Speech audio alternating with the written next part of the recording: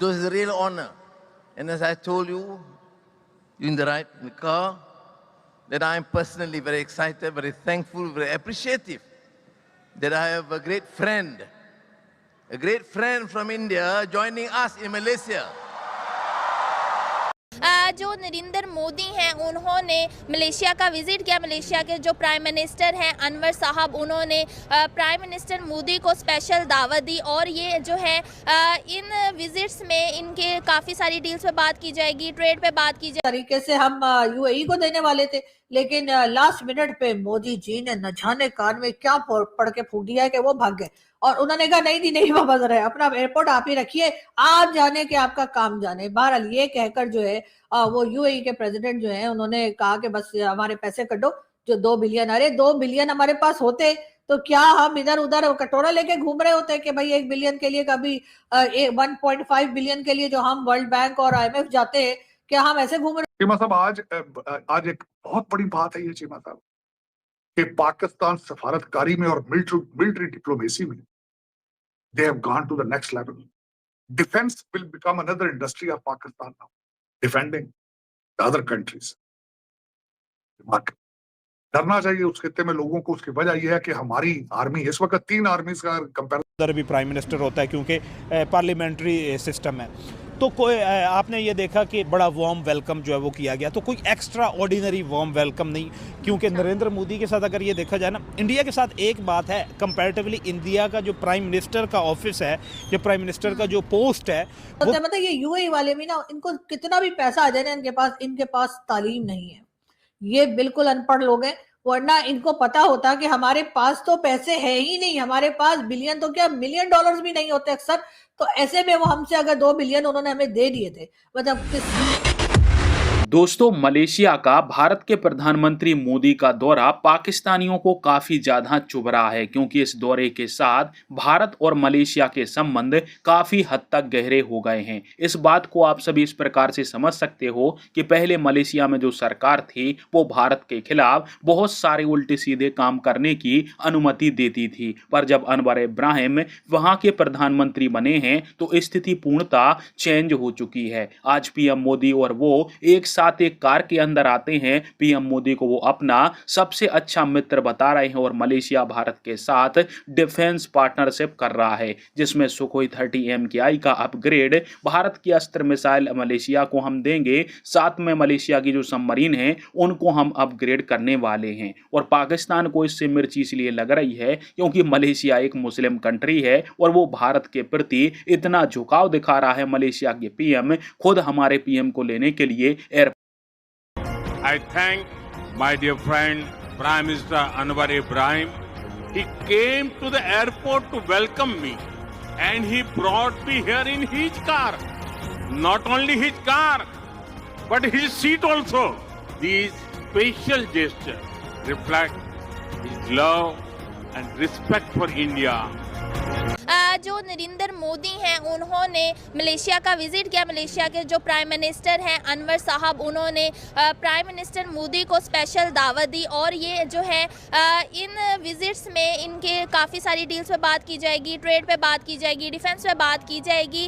तो आवाम से पूछेंगे कि वो क्या कहेंगे इस बारे में, क्योंकि पहले मलेशिया के साथ भी इनके ताल्लुकात अच्छे नहीं थे, लेकिन अब जो है मलेशिया ने खुद दोस्ती का हाथ बढ़ाया है इंडिया की तरफ। आवाम से पूछते हैं क्या कहेंगे। मलेशिया के ताल्लुकात महातीर मोहम्मद के दौर में, जब उनकी कंजक्टिव 3 टर्म से उस वक्त अच्छे नहीं थे, और उसके बाद फिर अभी जो अनवर साहब आए हैं, और ये महातीर मोहम्मद के बाद भी 2 प्राइम मिनिस्टर आए थे, एग्जैक्टली मुझे उनका नाम याद नहीं है, उस वक्त भी इनके रिलेशन में सर्द मैरी चलती रही है।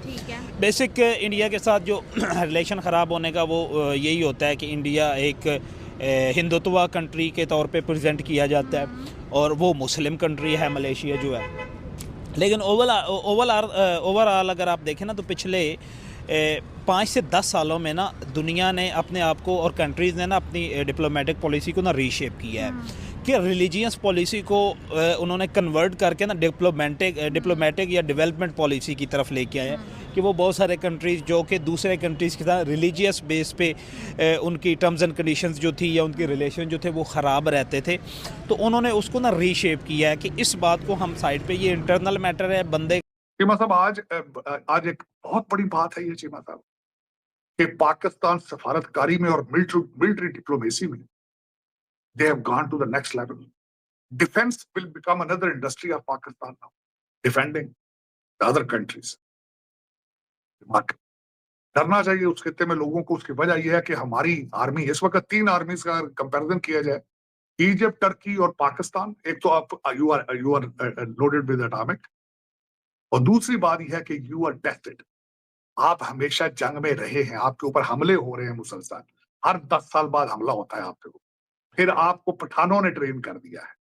There is no match for Pakistan Army in the world. तो ये अब एक इंडस्ट्री बनेगी, अरबों के पास पैसे होंगे, नया असला होगा, और आप चलाएंगे और पैसा भी है. This is what another industry is. Pakistan, I hope you do it well. इसको प्रॉपरली ऑर्गेनाइज तरीके से किया जाए. मैंने अगले दिन अर्ज किया था कि चीमा साहब इस वक्त सऊदी अरेबिया के जितने आर्मामेंट्स हैं, जितना उनके पास असला है, सारा अमेरिकन है, तकरीबन 80%. आपका भी 80% असला सारा चाइना का. You will have a knowledge. Your soldiers will have a knowledge and access to American technology and the Chinese. दूसरे पासे की होना है, तेज ज्यादा होना है. इंजन भी सुजुकी दे ला दो, मारुति दे बना के ला दो. जनरल इलेक्ट्रिक तो अब दे ही नहीं रहा आपको, उनके पास तो है ही नहीं. यहाँ पे तो बैटरी पे जो बैटरियां भी बना रहे थे, अगले दिन जो फैक्ट्री से पकड़े 450 उन्होंने साउथ कोरियन, अगर इतना वो उसकी स्टेटमेंट आ गई आपके सामने कि हम बैटरियां इसलिए हमारे इलीगल लोग बना रहे थे क्योंकि लोकल लोग मिल ही नहीं रहे. तरीके से हम यूएई को देने वाले थे, लेकिन लास्ट मिनट पे मोदी जी ने न जाने कान में क्या पढ़ के फूक दिया है कि वो भाग गए. और उन्होंने कहा नहीं जी नहीं वापस रहे, अपना एयरपोर्ट आप ही रखिए, आप जाने के आपका काम जाने. बहरहाल ये कहकर जो है वो यूएई के प्रेसिडेंट जो है उन्होंने कहा कि बस हमारे पैसे कटो, जो 2 बिलियन. अरे 2 बिलियन हमारे पास होते तो क्या हम इधर उधर कटोरा लेके घूम रहे होते कि भाई 1 बिलियन के लिए, कभी 1.5 बिलियन के लिए जो हम वर्ल्ड बैंक और IMF जाते हैं, क्या हम ऐसे घूम रहे होते हैं? मतलब ये यूएई वाले भी ना, इनको कितना भी पैसा आ जाए ना, इनके पास तालीम नहीं है. ये बिल्कुल अनपढ़ लोग हैं.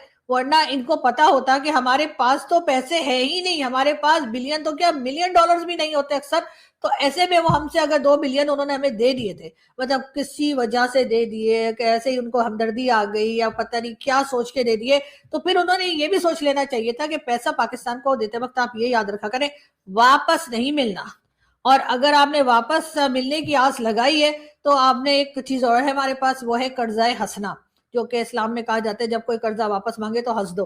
तो हम यही कर रहे होते हैं कि अगर हमसे कर्जा मांगा जाए तो हम हंस देते. लेकिन खैर, हम जो है वो ऊपर वाले की एक खास कह लीजिए कि कौम है, और हमारे ऊपर वाले का बहुत ज्यादा मेहरबानी है, जिसकी वजह से हम पैसा मिलता रहता है. और अगर ऐसा ना होता